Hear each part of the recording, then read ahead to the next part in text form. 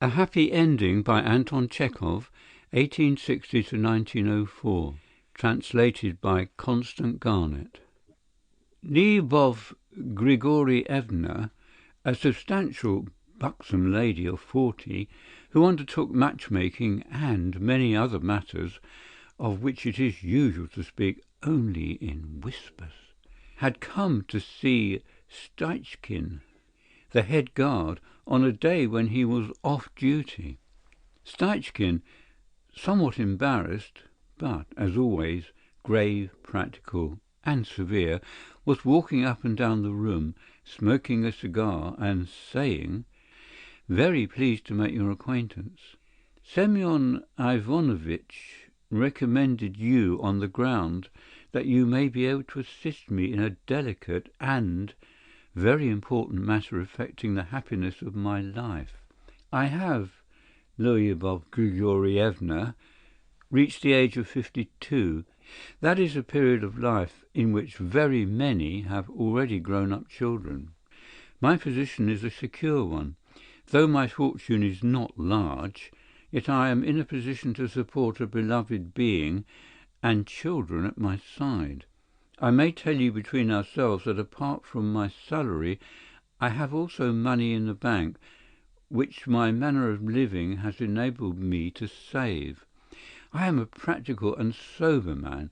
I lead a sensible and consistent life, so that I may hold myself up as an example to many. But one thing I lack, a domestic hearth of my own and a partner in life, and I live like a wandering Magyar, moving from place to place without any satisfaction. I have no one with whom to take counsel, and when I am ill no one to give me water, and so on. Apart from that, Lyubov Grigorievna, a married man has always more weight in society than a bachelor. I am a man of the educated class, with money, but if you look at me from a point of view, what am I? A man with no kith and kin, no better than some Polish priest. And therefore I should be very desirous to be united in the bonds of hymen, that is, to enter into matrimony with some worthy person." "An excellent thing," said the matchmaker with a sigh. "I am a solitary man, and in this town I know no one. Where can I go, and to whom can I apply, since all the people here are strangers to me? That is why Semyon Ivanovitch advised me to address myself to a person who is a specialist in this line, and makes the arrangement of the happiness of others her profession. And therefore I most earnestly beg you, Lyubov Grigorievna, to assist me in ordering my future. You know all the marriageable young ladies in the town, and it is easy for you to accommodate me. I can. A glass of wine, I beg you?" With a habitual gesture the matchmaker raised her glass to her mouth and tossed it off without winking. "I can," she repeated. "And what sort of bride would you like, Nikolai Nikolaitch?" "Should I like? The bride fate sends me."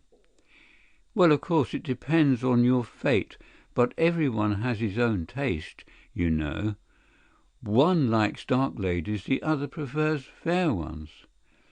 "You see, Lyubov Grigorievna," said Steichkin, sighing sedately, "I am a practical man and a man of character.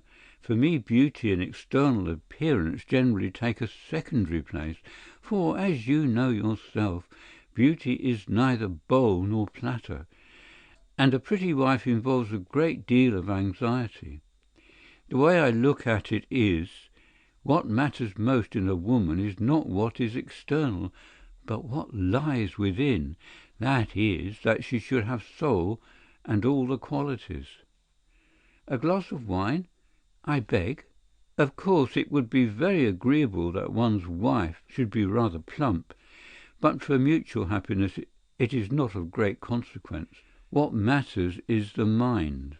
Properly speaking, a woman does not need mind either, for if she has brains she will have too high an opinion of herself, and take all sorts of ideas into her head. One cannot do without education nowadays, of course, but education is of different kinds. It would be pleasing for one's wife to know French and German, to speak various languages, very pleasing, but what's the use of that if she can't sew on one's buttons, perhaps? I am a man of the educated class. I am just as much at home, I may say, with Prince Kanitelen as I am with you here now. But my habits are simple, and I want a girl who is not too much a fine lady. Above all, she must have respect for me and feel that I have made her happiness. To be sure. Well, now, as regards the essential, I do not want a wealthy bride. I would never condescend to anything so low as to marry for money. I desire not to be kept by my wife, but to keep her, and that she may be sensible of it. But I do not want a poor girl either. Though I am a man of means, and am marrying not from mercenary motives, but from love, yet I cannot take a poor girl, for, as you know yourself, prices have gone up so, and there will be children. One might find one with a dowry, said the matchmaker. A glass of wine, I beg. There was a pause of 5 minutes. The matchmaker heaved a sigh, took a sidelong glance at the guard, and asked, "Well, now, my good sir, do you want anything in the bachelor line? I have some fine bargains. One is a French girl, and one is a Greek. Well worth the money." The guard thought for a moment and said, "No, I thank you. In view of your favourable disposition, allow me to inquire now how much you ask for your exertions in regard to a bride." "I don't ask much.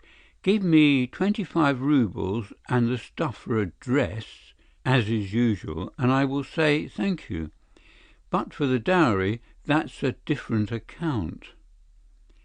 Stitchkin folded his arms over his chest and fell to pondering in silence. After some thought he heaved a sigh and said, "That's dear." "It's not at all dear, Nikolai Nikolaevich. In old days when there were lots of weddings one did do it cheaper, but nowadays what are our earnings? If you make 50 roubles in a month, that is not a fast. You may be thankful. It is not on weddings we make our money, my good sir." Stitchkin looked at the matchmaker in amazement and shrugged his shoulders. "Man, do you call 50 roubles little?" he asked. "Of course it is little. In old days we sometimes made more than 100. I should never have thought it was possible to earn such a sum by these jobs. 50 roubles. It is not every man that earns as much. Pray drink your wine." The matchmaker drained her glass without winking.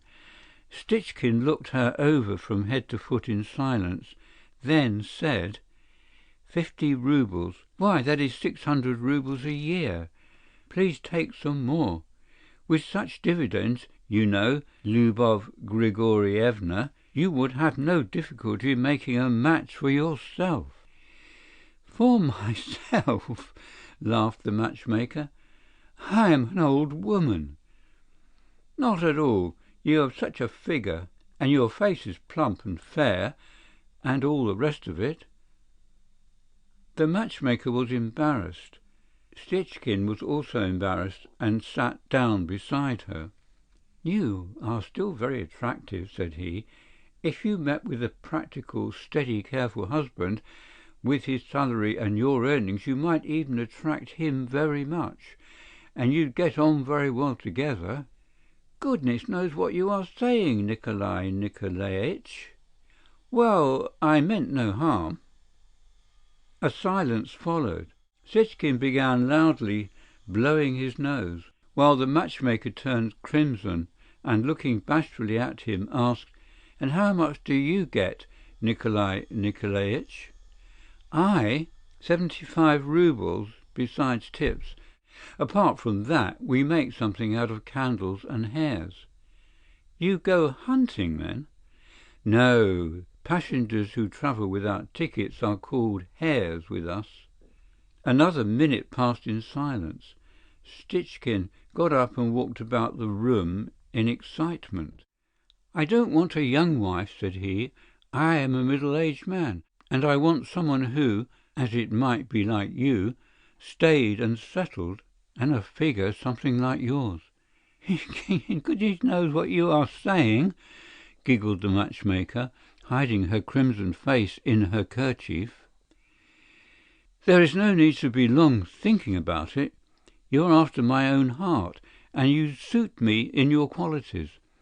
I am a practical, sober man, and if you like me, what could be better? Allow me to make you a proposal." The matchmaker dropped a tear, laughed, and, in token of her consent, clinked glasses with Stitchkin. "Well," said the happy railway guard, "now allow me to explain to you the behaviour and manner of life I desire from you. I am a strict, respectable, practical man. I take a gentlemanly view of everything, and I desire that my wife should be strict also, and should understand that to her I am a benefactor and the foremost person in the world." He sat down and, heaving a deep sigh, began expounding to his bride-elect his views on domestic life and a wife's duties. End of A Happy Ending by Anton Chekhov.